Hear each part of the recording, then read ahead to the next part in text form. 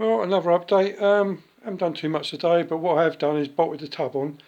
It's completely bolted on now, as you can see. Right across here. I've actually used 10mm bolts rather than 3/8 UNF. Like I said before, I've got a good deal from Screwfix, so I'm not too fussed about being metric where the imperial should be. So I'll go from there. So that's all done now. It's all bolted down, and the front, the back part there. I obviously left it because I had to weld these two tabs on, but they're all painted now. It's all nice and dry. What else we got? What else we done today? Oh, the brake pedal, clutch pedal, and all the linkages, all that stuff. They've all been painted now. They've had a lot of, well, they can't see it because the lights on it, but they're all, stand back a bit. They're all painted now.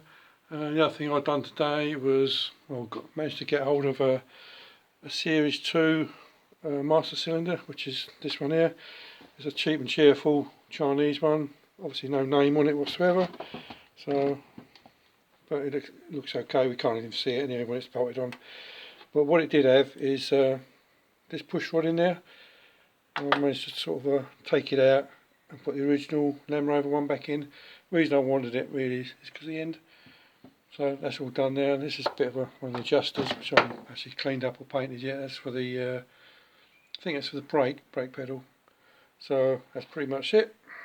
Yeah, I'm not sure if you can see or not, but these are the front two bolts and the other two over there, they're all done.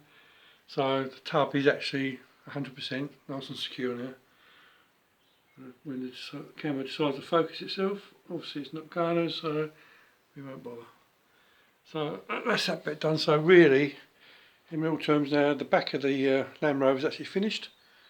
Oh yeah, apart from apart from these bolts that I've got to cut off. I'll do them tomorrow. And I've also ordered one more of these clamp things. I've looked in the parts list.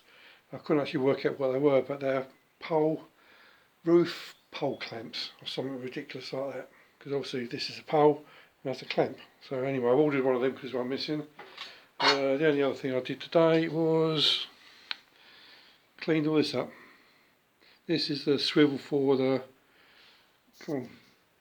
Are you going to focus or are you not going to bother? Obviously not going to bother. Anyway, so what I've done today, I've cleaned all this up and I actually managed to find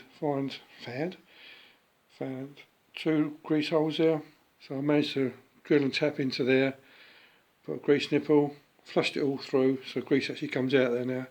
But this is just covered in crud, you couldn't even see it, so that's all done now. Managed to find a circlip. Again, decided not to focus. Going to focus? No, it's going to be out of focus for a while. Right, that's it. So that's pretty much it really. So that's all really. Next thing to do really, I've got to try and work out the gearbox mounts. So I'm not 100% sure. Obviously I know where they go, and obviously I can see that they're round.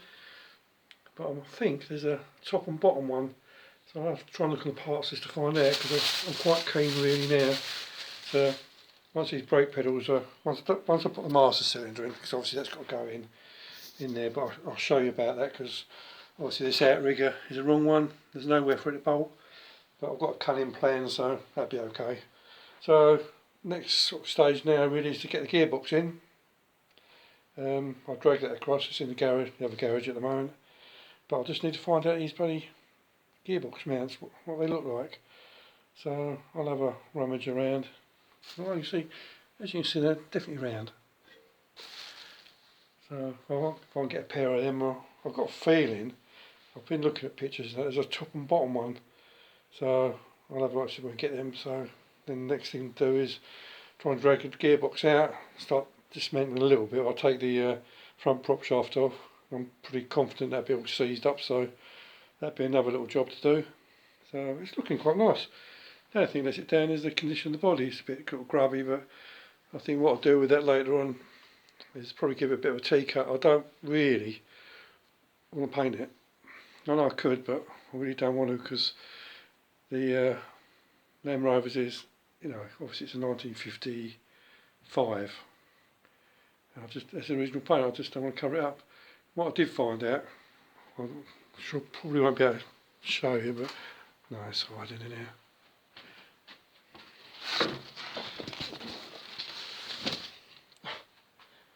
This is the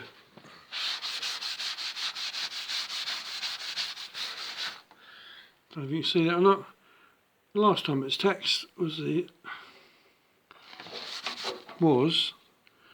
31st of the 5th, 1992.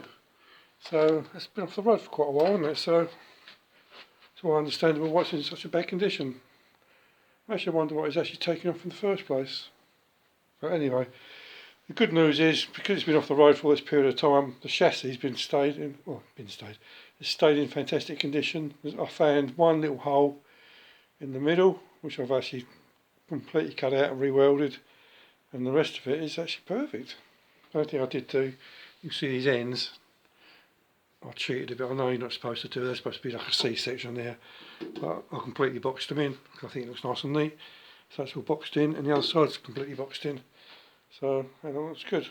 So that's pretty much it really now. So hopefully next time we see you, I've got all some plate up actually for this master cylinder. That's not cheap, isn't it? Cheap and nasty, bloody Chinese crap. Still, if it don't work, it's £18, something like that. Yes, I only lost £18 rather than £240 for Series 1 3-flanged master cylinder. So we'll see how we get on. Anyway, thanks for watching. See you again next time. Bye now.